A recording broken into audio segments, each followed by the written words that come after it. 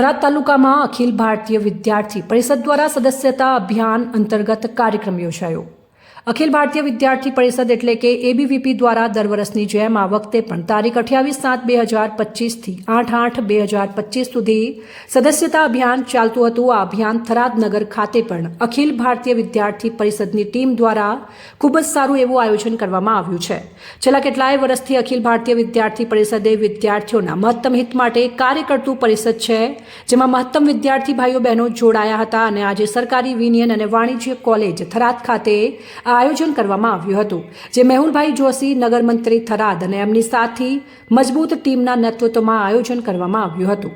અહેવાલ વિષ્ણુ ચૌહાણ, ઢીમા।